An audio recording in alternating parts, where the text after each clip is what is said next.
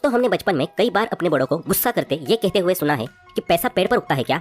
तो अगर आपने उस समय ये वीडियो देख ली होती तो आप उन्हें जरूर कह पाते कि हाँ, पैसा पेड़ पर ही उगता है। क्योंकि आज इस वीडियो में हम आपको एक ऐसे पेड़ के बारे में बताने वाले हैं जहाँ लिटरली पैसा उगता है, और ये पेड़ जितना पुराना होता जाता है यह आपको उतना ही ज्यादा पैसा उगा कर देता है। तो दोस्तों, इस वीडियो में हम अल्बर्ट आइंस्टाइन के अकॉर्डिंग दुनिया का 8वां अजूबा यानी कि कंपाउंडिंग के बारे में सीखेंगे और देखेंगे कि कैसे कंपाउंडिंग के मैजिक से बस 1 लाख रुपए की इन्वेस्टमेंट 100 साल में मुकेश अंबानी की नेटवर्थ से भी ज्यादा की वेल्थ जनरेट कर सकती है, और कैसे इसे प्रैक्टिकली इस्तेमाल करके आप अपनी कम उम्र में ही एक करोड़पति बन सकते हैं। दोस्तों, कंपाउंडिंग एक ऐसा कॉन्सेप्ट है जिसे आप अपने यंग एज में ही डीपली सीख ले तो आप बहुत जल्द फाइनेंशियल फ्रीडम को अचीव कर सकते हैं, और साथ ही आप ये सीख पाएंगे कि कैसे पैसे से पैसा बनाया जाता है और कैसे लोग पैसे के लिए काम ना करके बल्कि पैसे से ही काम करवाकर अमीर बन जाते हैं। तो इस वीडियो को आखिर तक जरूर देखें, क्योंकि आप कंपाउंडिंग के एक्चुअल पावर और इसके प्रैक्टिकल इस्तेमाल के बारे में तभी समझ पाओगे जब आप ये वीडियो पूरी डिटेल में बिना किसी पार्ट को स्किप करके अंत तक देखेंगे। दोस्तों, बेंजामिन फ्रैंकलिन की एक बहुत ही पॉपुलर कोट है जो कि कंपाउंडिंग को एक ही लाइन में एक्सप्लेन कर देती है, और वो ये है कि in compounding money makes money and the money that makes money makes more money. यानी कि कंपाउंडिंग में पैसा पैसा बनाता है और पैसा जिस पैसे को बनाता है वो और पैसा बनाता है। फॉर एग्जाम्पल, अगर आप 10,000 इन्वेस्ट करते हैं और आपको फर्स्ट टर्म में 10% रिटर्न के हिसाब से 1,000 की इंटरेस्ट मिलती है, तो कंपाउंडिंग के अंदर आपको नेक्स्ट टाइम में इस 1,000 की इंटरेस्ट पर भी इंटरेस्ट मिलती है। यानी कि आपका प्रिंसिपल अमाउंट अगले टर्म के लिए 11,000 का हो जाता है और 10% इंटरेस्ट के हिसाब से आपको 1,100 का इंटरेस्ट मिलता है, और फिर ऐसे ही अगले टर्म के लिए आपका प्रिंसिपल अमाउंट 12,100 हो जाता है, और ऐसे ही ये प्रोसेस चलती रहती है।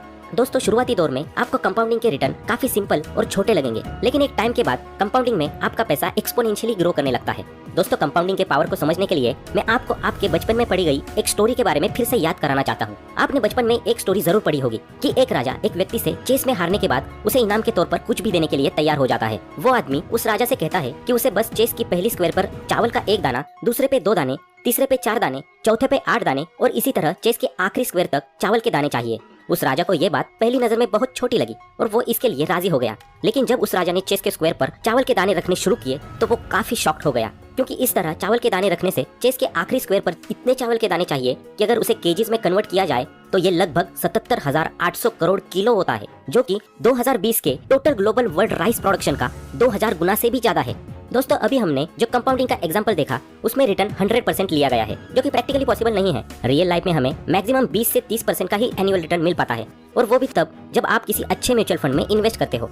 तो अब हम कंपाउंडिंग की रियल वर्ल्ड एप्लीकेशन देखेंगे, और इसके लिए हमें कंपाउंडिंग का बेसिक मैथमेटिक्स जानना होगा जिसे आपने अपने स्कूल के दिनों में जरूर सीखा होगा। बस प्रॉब्लम ये है कि आपको वो फॉर्मूला टीचर्स ने सिर्फ और सिर्फ नंबर लाने के लिए पढ़ाया होगा, ना कि किसी फाइनेंशियल एजुकेशन या रियल वर्ल्ड एप्लीकेशन के लिए। दोस्तों, ये कंपाउंडिंग के लिए मैथमेटिकल फॉर्मूला है। इस फॉर्मूले में P का मतलब है प्रिंसिपल अमाउंट, R है रेट ऑफ इंटरेस्ट, T है टाइम और N है number of times interest applied per unit time period. अब क्योंकि हमें एनुअल इंटरेस्ट मिलता है तो हमारे लिए N की वैल्यू है 1। तो अब हमारा सिंप्लीफाइड कंपाउंड इंटरेस्ट का फॉर्मूला ये हो जाता है। तो अब हम समझते हैं कंपाउंडिंग का रियल वर्ल्ड एप्लीकेशन। चलिए मान लेते हैं कि आप 1 लाख रुपए किसी म्यूचुअल फंड में इन्वेस्ट करते हो, जो कि आपको एनुअली 20% का रिटर्न देती है। तो हमारा कंपाउंड इंटरेस्ट का फॉर्मूला कुछ इस प्रकार से रिड्यूस हो जाता है, जहाँ पर R की वैल्यू 0.2 है, P 1 लाख है और टाइम हम अपने हिसाब से ले लेते हैं। तो अब हम अलग अलग टाइम के हिसाब से कैलकुलेट करते हैं। अगर हम 1 साल के लिए इन्वेस्ट करते हैं तो हमारे लिए T 1 होगा, 5 साल के लिए इन्वेस्ट करते हैं तो T 5 होगा, एंड सो ऑन। कंपाउंडिंग की पावर को समझने के लिए हम T को 1, 3, 5, 10, 30, 50 और 100 के लिए कैलकुलेट करते हैं। तो दोस्तों, स्क्रीन पर आप अलग अलग टाइम के लिए रिजल्ट्स देख सकते हैं। पहले साल में हमारा ये अमाउंट 1,20,000 होता है, 3 साल में 1,72,000 के आसपास, 5 साल में 2,48,000 के आसपास, 10 साल में 6,19,000 के आसपास, 30 साल में 2,37,00,000 के आसपास, 50 साल में लगभग 91 करोड़ और 100 साल में यही अमाउंट 8,28,000 करोड़ रुपए जनरेट करती है। तो दोस्तों, अभी 2022 में मुकेश अंबानी, जो कि भारत के दूसरे सबसे अमीर और दुनिया के 10वें सबसे अमीर व्यक्ति है, उनकी नेटवर्थ इंडियन रुपीस में 7,48,000 करोड़ है। यानी कि हमारी 1 लाख की इन्वेस्टमेंट 100 साल में जितना पैसा बनाती है वो मुकेश अंबानी के 2022 के नेटवर्थ से भी ज्यादा है।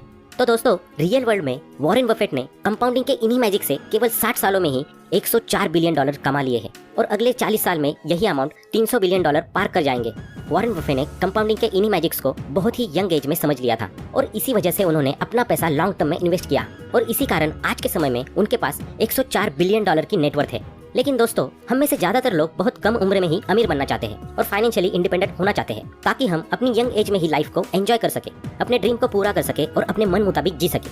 दोस्तों, कंपाउंडिंग की मदद से आप अपने 30s में ही करोड़पति बन सकते हैं, लेकिन इसके लिए आपको 10 साल के लिए रेगुलर इन्वेस्टमेंट करनी होगी। आप वन टाइम इन्वेस्टमेंट से इतनी जल्दी करोड़पति नहीं बन सकते, क्योंकि आपको पहले 1 करोड़ बनाने के लिए 25 साल तक इंतजार करना होगा। लेकिन वहीं आप अगर रेगुलर इन्वेस्टमेंट करते हो तो आप काफी जल्दी अपना पहला 1 करोड़ रुपए बना सकेंगे।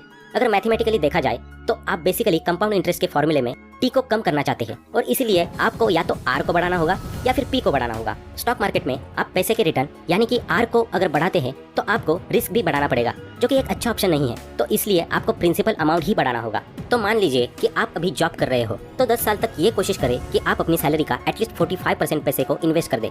यानी कि अगर आप 30,000 रुपए पर मंथ कमाते हैं तो उसका 45% यानी कि 13,500 रुपए इन्वेस्ट कर दें। हम ये मिनिमम मान के चल रहे हैं। अगर आपकी सैलरी ज्यादा है तो आप इससे कई ज्यादा इन्वेस्ट कर सकते हैं, यानी कि आप टाइम और भी ज्यादा रिड्यूस कर सकते हैं।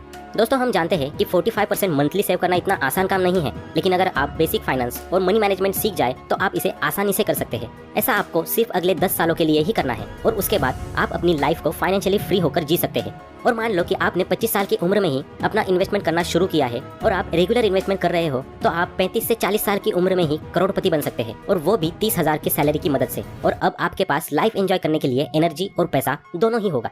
आपको अपना पहला 1 करोड़ बनाने में भले ही 10 से 15 साल लगे हो, लेकिन आपको अगर फाइनेंस की नॉलेज है तो आपको अपना दूसरा 1 करोड़ बनाने में 3 साल से भी कम वक्त लगेगा। अगर आपकी सैलरी ज्यादा है तो फिर आप 10 साल से भी कम समय में करोड़पति बन सकते हैं। और इसके बाद भी अगर आप अपने इन्वेस्टमेंट को और कुछ सालों के लिए कंपाउंड होने दे तो ये एक्सपोनेंशियली ग्रो करना शुरू कर देगी। तो दोस्तों, आपको ये वीडियो कैसा लगा कमेंट में बताएं, और ये भी बताएं कि आपको नेक्स्ट वीडियो किस टॉपिक पर चाहिए। वीडियो पसंद आया हो तो लाइक करें और ऐसे ही वैल्यूएबल वीडियोस देखने के लिए हमारे चैनल को सब्सक्राइब करें।